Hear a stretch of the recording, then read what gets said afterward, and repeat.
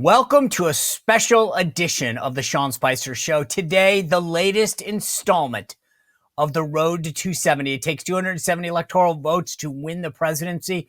We're in the final sprint. Lots has changed. Let's see where the race stands. We got a lot to get into. Let's get into it.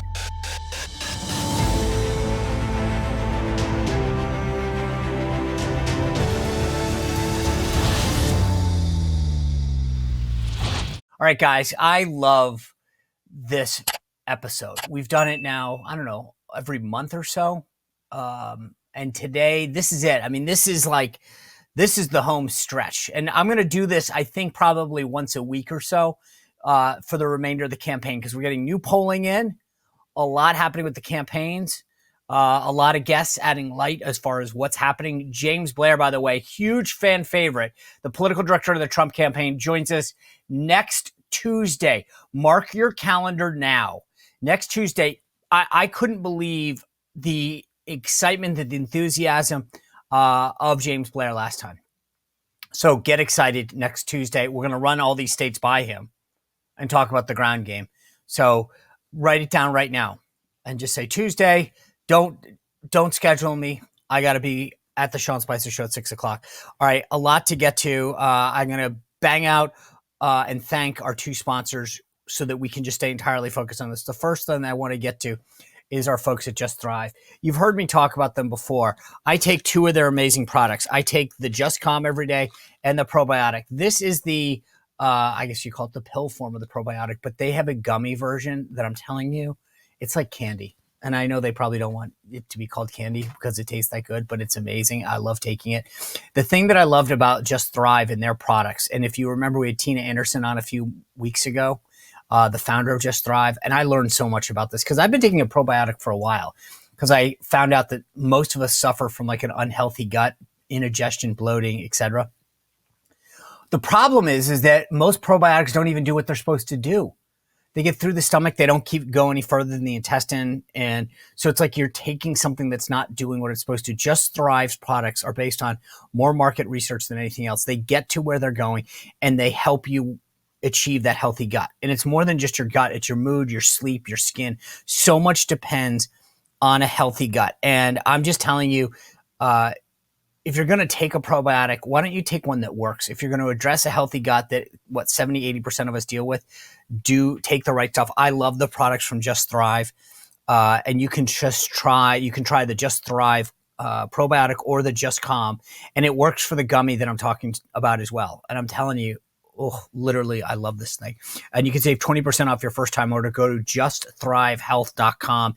Use promo code SPICER. That's justthrivehealth.com. All right. I would, if I were you, bookmark this episode and share it with your friends, spread it around because you aren't going to see this anywhere else. And I'm not bragging. It's just a fact. No one else is going to break down the states one by one like we do here. And I think you're going to love the data that I brought to the table this time because vote history, third parties, it's all going to factor into the 7 battleground states. I am so excited about doing this. I've been spending over a week getting ready for this. And there's a lot that's changed. When we did this the last time, the consensus map was 226 votes for Harris and 251 for Trump. It's changed a little. The consensus map still has Harris at 226, but Trump now at 219. Now, don't get all freaked out because they're not putting it in Harris's column, as you can tell, because she's remained constant at 226. But Trump has ebbed a little. And we're going to go through this. There are 93 outstanding votes to win. Obviously, you need 270. So the movement isn't away from or to Harris. It's away from Trump, if that makes sense. I'm going to get to what has changed, where things stand. I'll talk about the competitive Senate races. But I'm not kidding. If you're really into this, get a pen and a piece of paper because when we get to the 7 battleground states, the scenarios are pretty unbelievable. And so get all that information out. We're going to go state by state as we've always done. Left to right, west to east, and then north to south, blue, then red, and then really dig into these battleground states historically. Before I do that, I want to tell you about one other amazing product that I take. I get so wound up during the day. Sometimes I have a hard time going to sleep or staying asleep because I'm constantly thinking about questions and guests and issues and the latest polling or whatever. I've been taking Beam's Dream Powder. It is unbelievable. I told you those probiotics before were amazing. This Beam Dream Powder, it tastes so good. Now I switch back and forth. This is the cinnamon cocoa flavor. I also have the brownie flavor. Both are like, they taste like you're having a shake, but they put you to sleep. So you got to be careful. You don't want to take it when you're ready to go to bed. I take it about 30 minutes before I go to sleep. And when my head hits the pillow, it's like, bye-bye. I'm out. And I sleep great. I wake up, no grogginess. And I just take a scoop of it. I put it in water in the microwave for 30 seconds. And it's fantastic. I've told you before, some people that I know who love the Beam say that they mix it with milk. I don't really care. I'd rather use the water. The cool thing is I've taken melatonin in the past. I've taken magnesium in the past.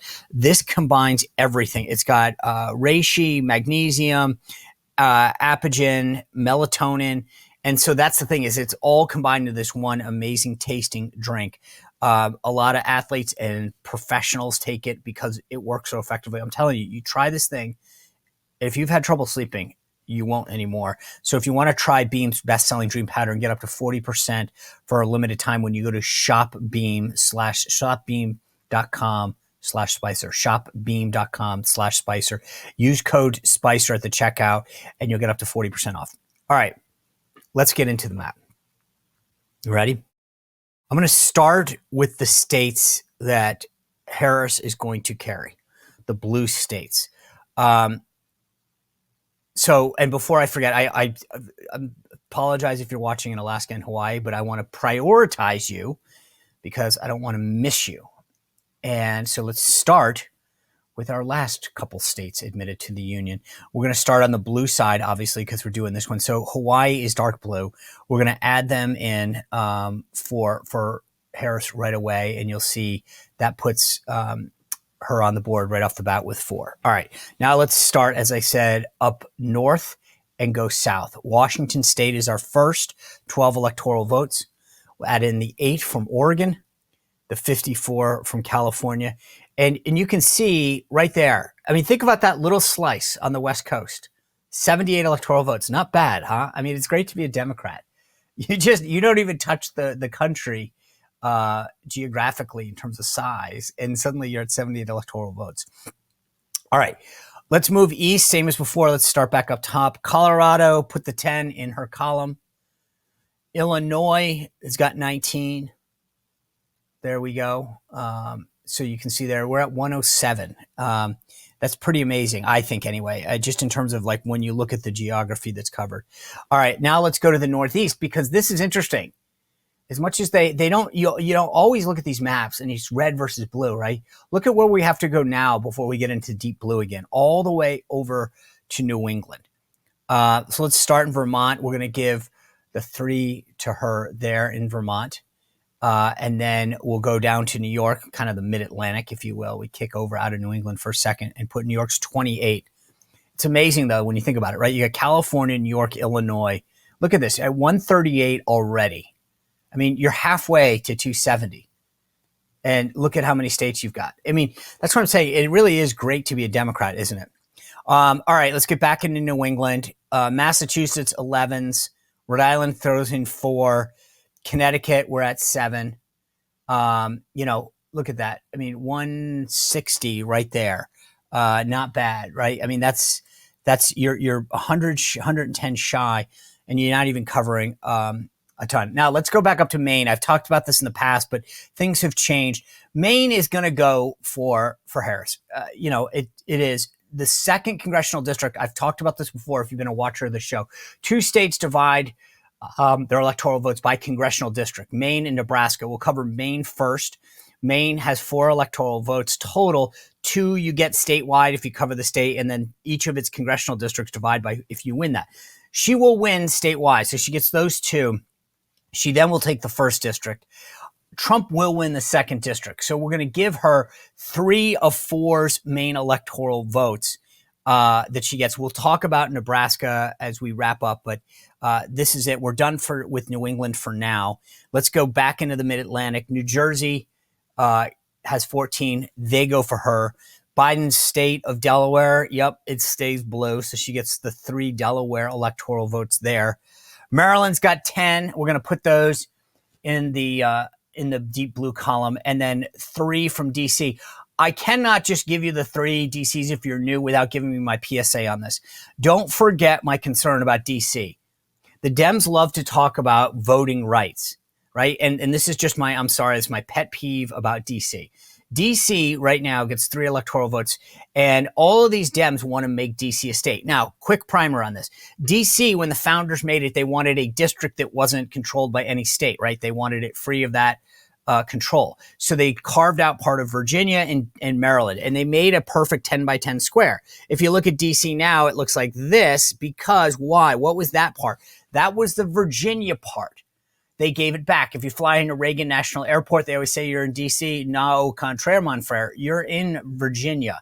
That used to be part of D.C., not far from where I walk sometimes. I can see the markers where they used to have the D.C. line. They gave it back because they weren't using it. So here's my own thing.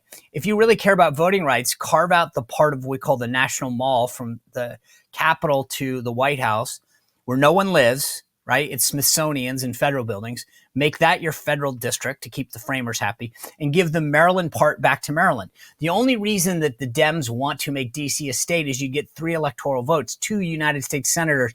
And I'm sorry, there's a good chance we'll never see a majority again in the U.S. Senate because those are guaranteed DC votes 95-5. That's my PSA on that. Don't buy the hype this is about voting rights. It's not. If you care about voting rights, just say, hey, Maryland, we took part of you. We're going to give it back to you, just like we did Virginia. There's precedent for it. We took part of your state to make this federal district. We're not using it anymore. We care about the voting rights of those people, and we're going to give it back to Maryland. And Maryland should be happy because guess what? More people, another congressional district, more power, more federal dollars. If you're actually a big Dem, you should care about that. But these guys are trying to gaslight you. They don't want you to actually think about that. They want you to think about, oh, voting rights. These guys should vote. Hey, great. You want to vote? Give it back. That's my PSA. I'm sorry. Now, as I mentioned, we get back to Nebraska, the other state that divides by congressional districts. So they've got 5 total in Nebraska. Okay, here's the thing. Trump actually won the 2nd district in Nebraska and carried all 5 Nebraska electoral votes in 2016. But Biden won pretty big in 2020. At least the polls I've seen right now do not look good for the Republican side, but we'll touch on that. So let's give the 2nd congressional district in Nebraska just a second, make that blue, okay? So right now they've got 194, okay? That's it. That's where they are. That's solid blue. I don't see anything substantively changing. Let's get on to the red now, where I think there's no question about it. We're going to start with the 2nd of the latest 2 states. As I said, we gave Hawaii to the Dems. We're going to give Alaska and its 3 electoral votes to Trump. By the way, remember this. I talked about this in the last episode, just a reminder how important Alaska could be if it ended up in a 269 tie. Okay, then every state in the new Congress, not the old Congress, the new Congress gets 1 vote. So Alaska would get 1 vote. Rhode Island would get 1 vote. California gets 1 vote. So you look at the makeup of the congressional district, and that's how it goes. Well, right now, guess where Alaska's congressional district is? It's a Democrat. So they would vote for Harris. If Nick Begich wins, it would go Republican. We care about Alaska right now because God forbid it ends up in a tie.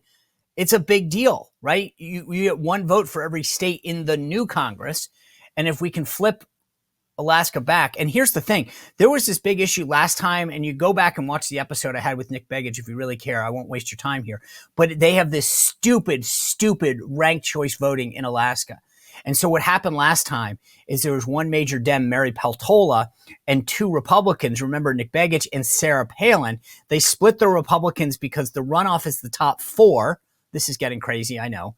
And Peltola squeezes in. Well, this time Begich comes back to run. He's running against the incumbent lieutenant governor, who frankly all the establishment supported, but he is a grassroots conservative, beat her out. She dropped out, thank goodness. And it's now basically a one-on-one between him and Peltola. Although there's this crazy Dem that's like in jail that doesn't live in Alaska that they kept on the ballot. So technically there is another Democrat on the ballot, which is good for us. I think Alaska is going to be a pickup. Again, side note, let's just get back to the map for a second. All right, so let's go northwest down. Montana put those 4 in the Trump's basket. Idaho's got 4. We're going to give those solid red. Wyoming's 3, solid red. Utah, 6 electoral votes. Those are going to Trump. No changes so far if you've watched this previously. I mean, this is all pretty standard as to where we are. Now back up, moving south. North Dakota's 3. South Dakota's 3, both red. They go in there. Trump, we'll move on to Nebraska right now. We already gave the 2nd congressional district, that's the Omaha area, to Biden. We can play with that later in the program, but I'm just going to be for now. Trump gets the other 4 in Nebraska, okay? The 2 at large, and then the 1st and the 3rd congressional district. Okay, so you'll see a sea of red right there in Nebraska with that little dot. In fact, they have a little campaign right now in Nebraska where they've got white signs and a blue dot. And that's the whole idea, is that we're the blue dot, because it's just basically a bunch of liberals in Omaha is what it comes down to. And by the way, you saw Tim Walz, who suddenly is claiming that, he's from Nebraska. It's like Biden saying he's Mr. Scranton. Well, anyway, I don't want to digress, but just know that could come into play later on. We'll talk about it if we have time. Let's go back to the map. Kansas has got 6 solid red electoral votes to go in the Trump column. Oklahoma as 7. And here's our big prize as we continue to move south. Texas is 40 electoral votes. They go there. By the way, keeping an eye on that Texas race, Ted Cruz has got a decent sized lead, but the Dems are really trying to make a push there with Colin Allred, a current congressman. We'll keep an eye on that race, but I feel good about Ted Cruz. He always pulls it out. Plus, Trump's doing well enough there that I don't see a big problem, but it's worth at least keeping our eye on. All right, so let's look at the territory right now. Trump's only at 83. 83. Look at the country, though. It's just funny geographically how much that takes up. He's at 83. She's at 194. All right. Back up north and coming straight down. No big changes since we did this last time. Iowa's 6 go into the Trump column. Missouri's 10. Arkansas is 6 and Louisiana's 8. All into that red Trump column as we continue to move north to south again. Trump is now let's see. So we are at 113. So let's go back up again, come north to south. Pick up in Indiana, it's 11. Kentucky has got 8. Again, I don't think anything's surprising here. Tennessee's 11 go into the Trump column, and they are red. Mississippi's 6 into that column. And Alabama's 9 go into the column. Okay. Trump is now at 158. Good. My math checks out. 158, 194, and we're going to continue to move on. Back up north, moving south across the country, west to east. Ohio, 17 electoral votes. They are in the Trump column. Okay, J.D. Vance will obviously carry his state, so no big issue there. West Virginia, 4 electoral votes go there. Quick note, West Virginia, this is where Joe Manchin, as a senator, is not seeking re-election. Jim Justice, the current Republican governor, running for the Senate. It's not even a race. The key thing that's important here is this will be a pickup for Republicans. It's currently a Democrat, Manchin. It'll go to Jim Justice, the current governor, running to replace him. That gets us basically to a tie in the Senate, 50-50. Then it would be the vice president's job of whichever party wins to break ties and help control the Senate as it organizes. So keep that in mind as we go forward, because this is going to be big.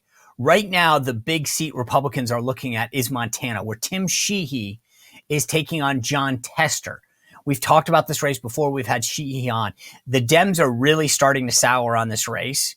I think they feel a sense of, God, we got to protect our guy, right? Tester is an incumbent. You always want to protect your incumbents.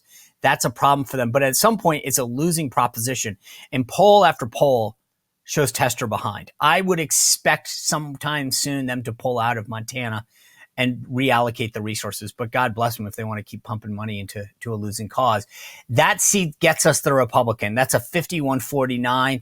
It allows Republicans to be chairman, to organize everything. This is super important, not just for those purposes, But for investigative purposes, it gives Ron Johnson a gavel back, by the way. Yes, we like that. Number two, it's going to hugely help Trump not only get his agenda through, but his nominees through. At the very least, you got a 51-49. That's important. All right. I got Ohio. West Virginia's 4. South Carolina's 9. And Florida's 30. Let's get those on the board. So you see that the Florida now puts Trump ahead for the first time here as we've moved across the map. Trump is now ahead, 218-194. Let's go back up to Maine real quick because we talked about that 2nd congressional district in Maine. We're going to shade that one red. Trump has won that one twice. I expect him to win it again. Austin Terrio, the NASCAR driver, is a big NRCC recruit running in that district, current state legislator. So this is garnering a lot. It's sort of like the equivalent of the Nebraska thing. Look at their little dot there, because you can see that one little dot, for in Maine. So anyway, that's where things stand right now. 219-194 with 125 outstanding. All right. This is where we get down to brass tacks, folks. This is where it gets good. I want to stay in New England since I'm already in Maine.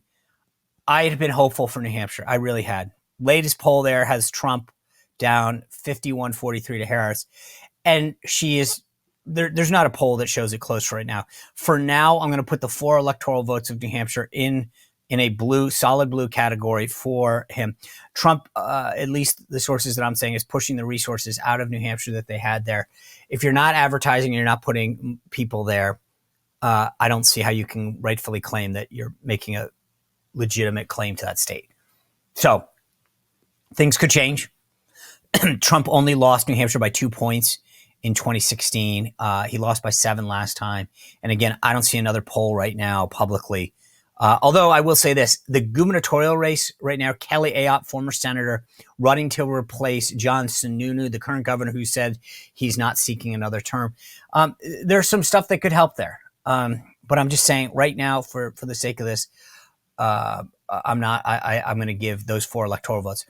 Virginia, this kills me. We were close. And I think there's still a possibility, but I got to be honest. Again, last time we won was 2004. I was an elector. I voted for the last Republican president, went down to Richmond, cast my vote. I'd love to see it happen again. It's one title I want to give up. I hope I'm wrong. I just don't see it. Last time Trump lost Virginia by 10 points. The latest poll has Harris up 51-43. And the latest Virginia Commonwealth University poll has her up 8. This is all very similar to where the last cycle was. So yes, between, we've got the Washington Post poll at 8, but she's also over 50%. That's a big deal. So again, if you live in Virginia, I'd love to be wrong on this. Okay. I'd love to cast that vote. But for now, we're putting that in the Democratic column. Let's go back up north, west a little to Minnesota. 10 electoral votes at stake there. One poll has her up 10. Wallace is obviously the sitting governor.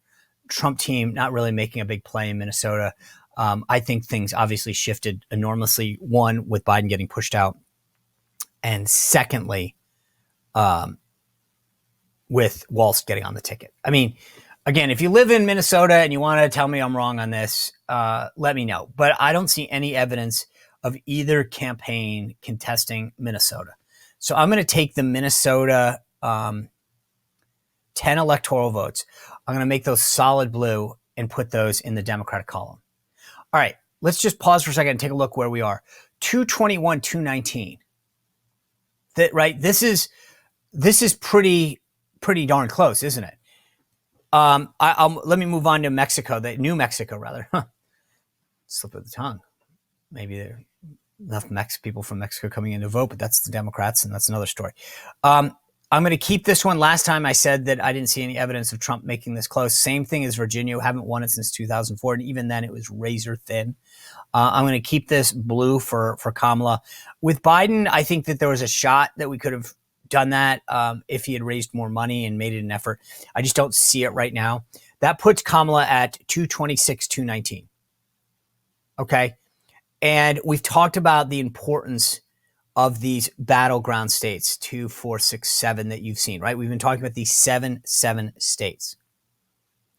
This is huge. This is where it comes down to. Look at the race right now. There's not much that I think if I had someone from the Harris campaign on and said, tell me if you disagree with anything on this map right now, I don't think they'd disagree. And the Trump campaign. I think right now that map would be pretty agreeable to everybody out there. Okay. 226, 219 with 7 states to go. So this is where this really matters. And so let's kind of start with this.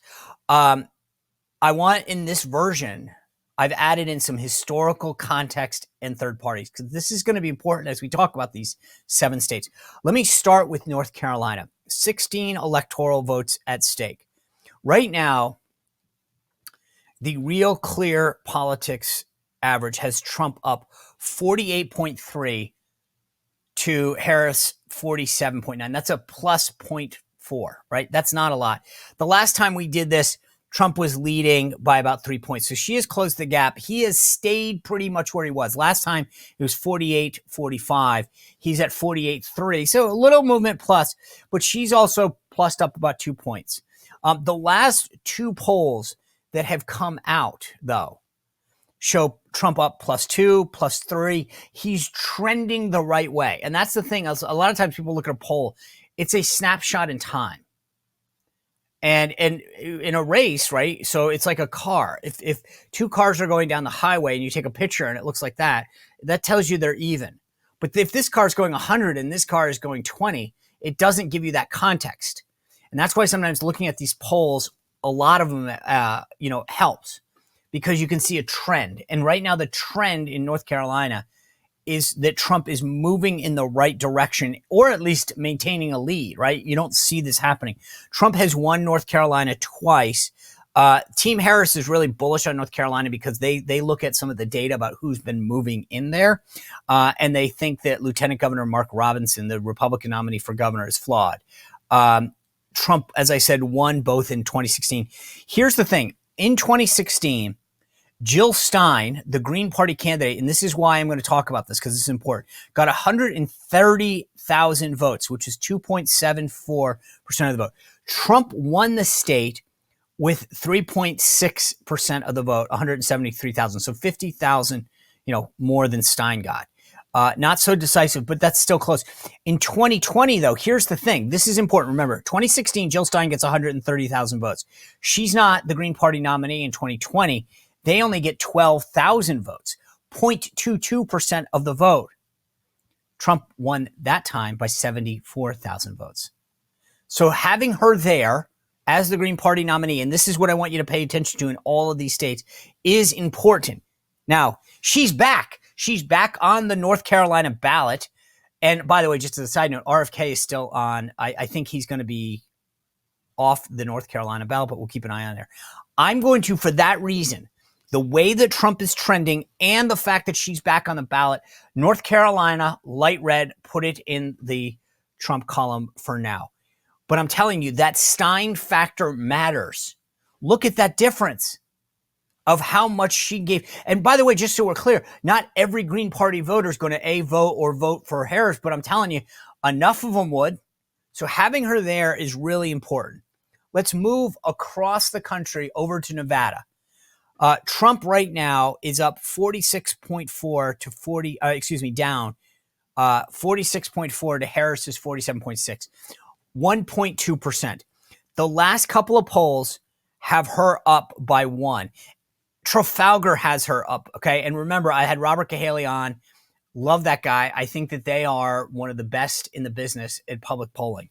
And that being said, this is going to be interesting because Trump's no tax on tips, his overtime, no tax on overtime pay, is going to be important to this whole thing. And so I think that this is going to be a big deal. Let's run through the data on this for just a second. In 2016, Clinton won Nevada by 2.42%. She won the state by 27,202 votes. That's not a lot. Here's the point. Let's get back to this. Jill Stein got 37,384 votes, 3.29%. That would have helped Clinton, right? In 2020, so having her, this is going to be a big one. In 2020, Biden won Nevada by 2.39%, 33,000 votes. So basically the same. But the Green Party was not on the ballot in 2020. So that's a really interesting thing. If they had been, I think Trump could have won in 2020 if they had been on the ballot and sucked enough votes on there. She will not be on the ballot this time in Nevada, at least as of now. This is going to be a big problem. This is the latest story. It says the Nevada Supreme Court has ordered Jill Stein's name removed from the November ballot, ruling that the Green Party used the incorrect petition form for its presidential candidate. In a 5-2 ruling, the High Court issued its order Friday in a case brought by the Nevada State Democratic Party. The Dems don't want her on, right? We know why. They'll suck the thing off. By the way, party of democracy, right? Suing to get people off the ballot. Reversing a lower court decision that found in favor of the party. So the Dems come in. This is your Mark Elias, by the way, the big Dem lawyer. They all talk about voting rights, except let's get you off the ballot. It's amazing, huh? Democracy is at stake. You just can't vote. So I'm just telling you, it says, according to the order, the Green Party used a petition meant for initiatives and ballot referendums, not the petition for minor party ballot access. Talk about petty. Hey, look, I'm a pro, guys. You use the rules, but I just find it so funny that they don't get any backlash for this democracy crap. For the sake of this exercise, and I want to emphasize this because if you remember the episode where Robert Cahaley was on not too long ago, he said basically that Nevada is like Lucy with the football, keeps getting pulled away. So for the sake of this exercise, I'm going to put this at light blue. I'm going to put it in the Harris campaign. If you're freaking out right now because you live in Nevada or because you disagree with me, just hang tight for a second. By the way, Senate race there, Jackie Rosen, the Democrat incumbent versus Sam Brown. We had him on the show a little while ago. Unbelievable story. Wounded warrior, great guy. She's up in the Real Clear Politics average 9.5% over Sam Brown, including an 8-point lead that the Trafalgar poll has her up by. Everything else there is around plus 10 for her. So I'm just going to tell you, is that insurmountable? No. But that is a race where I wonder how long Republicans stay in that fight because now it's also interesting. He should be doing better because how close Trump is. So right now, that's where that stands. We have a light blue in North Carolina and a light red in North Carolina, light blue in Nevada. All right, let's move to Arizona. We're going right next door, down south a little. 11 electoral votes at stake. Right now, Trump is up by the Real Clear Politics average, okay? 1.3%. He is at 48.6. She is at 47.3. Real close to that magic 50% that I like to see. Once you're at 50% consistently, you're in a really good spot in these battleground states. So I like that. Every poll that I have seen since the last week in August in Arizona has Trump up between 1 and 3. Now, is that within the margin of error? Yes. Is that going to make you sleep tight? No, unless you're taking, by the way, but anyway, if you're taking like Beam Dream Powder, you'll sleep well anyway. So that's the upside of that. But I like where it is. I like that feeling if I'm them. So I'm just telling you that I feel good about Arizona. Like, I think that this is goes back to its traditional Republican roots. There's a lot of concerns last time about how it's conducted.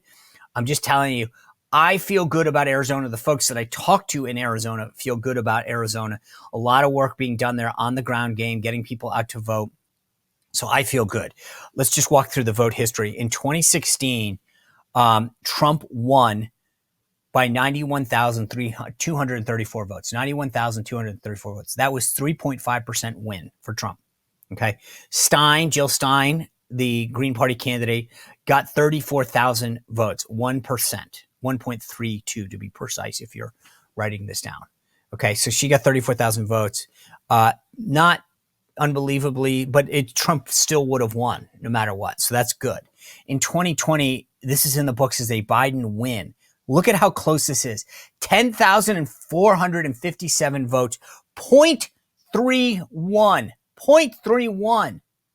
This is razor. Hawkins, who was the Green Party candidate last time, only got 1,557 votes. If he had gotten Jill Stein's number, 34,000, Trump would have won Arizona. So I'll get to the good news in a second. That's 0.05% for Hawkins that he took. Obviously, this made a difference. Had she been on the ballot, Trump would have won Arizona hands down. No question about it.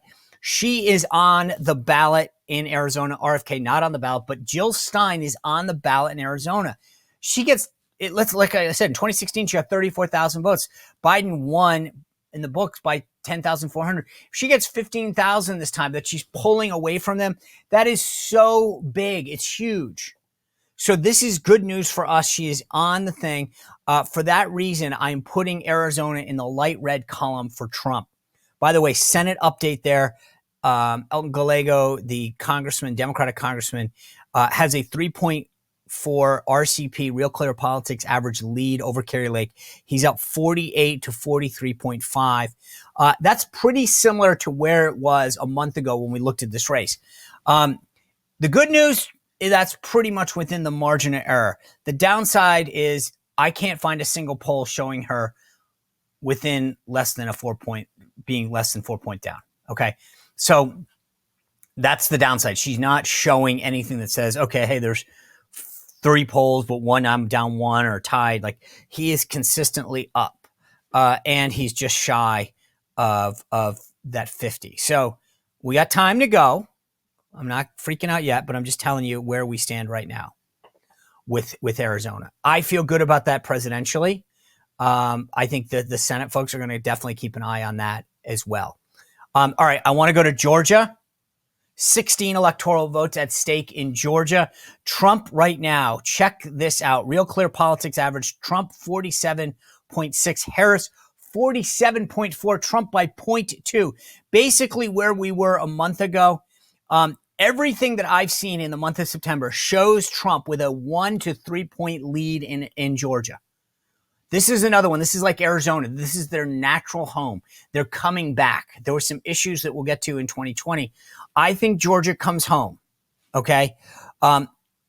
Let's walk through this. In 2016, Trump beat Hillary 50.77 to 45.6. Okay. Not bad. He's just over 50. I'd like him a little higher than 50, but it's a wide enough margin. Stein got 7,674 votes, 0.19% of the vote.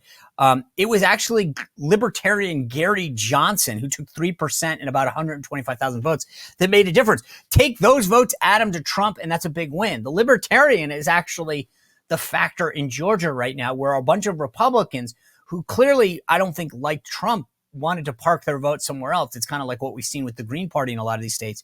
So keep an eye on that. In 2020, Biden is in the books as winning Georgia by 0.23, 11,779 votes. The Libertarian, by the way, got 62,000 that time, Jorgensen. And the Greens still about 1,000. As of now, neither Stein nor RFK are on the ballot in Georgia. I'm going to keep this light red, okay? I think this goes for Trump. And so right now that puts Trump at 246, her at 232. This is a big deal with 3 states to go. The blue wall, as they like to call it. Look at where we are. 262 to Trump, 232 for Harris.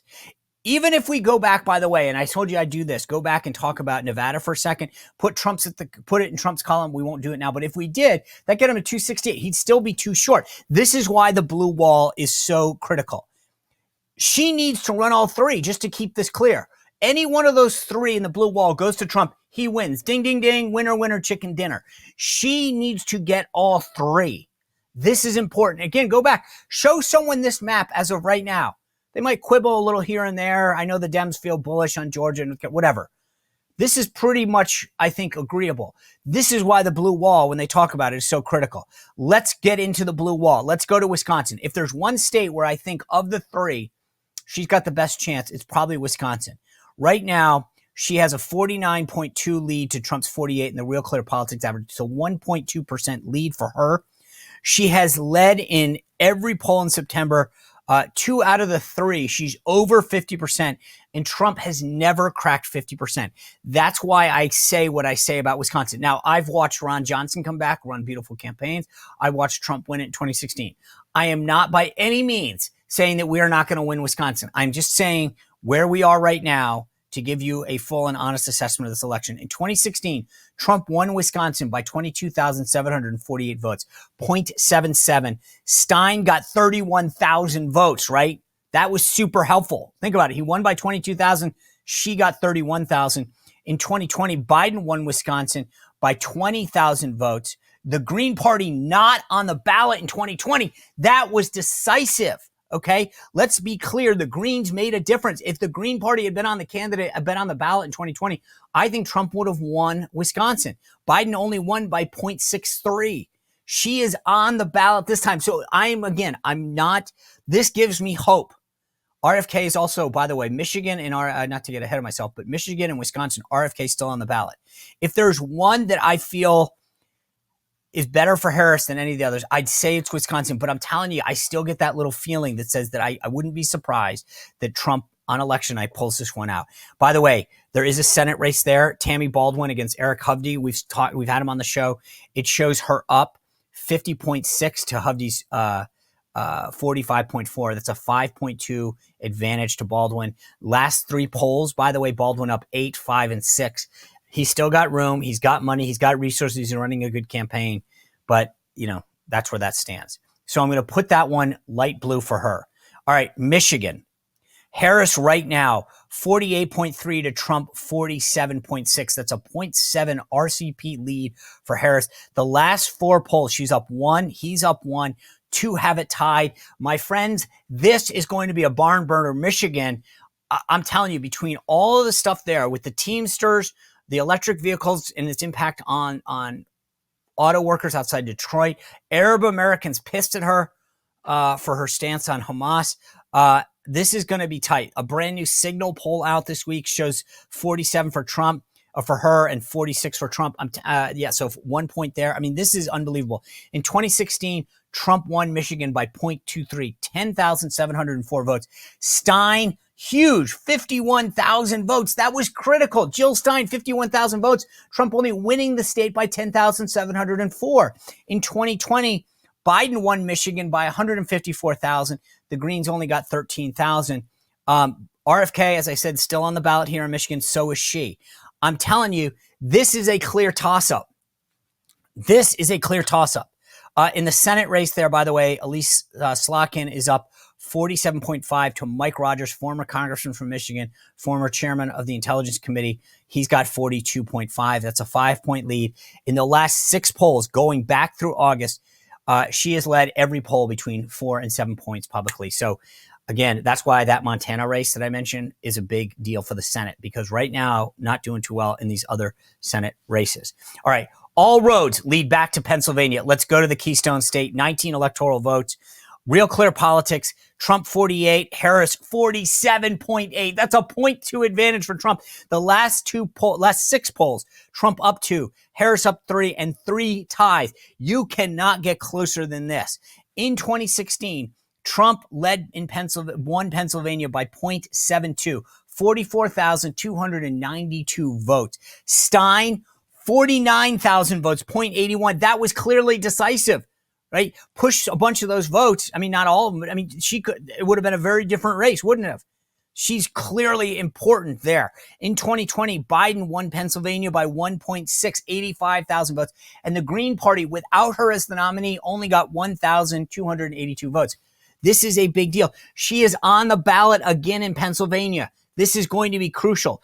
Based on the polls that I'm seeing, the people that I'm talking to, I think Pennsylvania ends up going for Trump and decisive.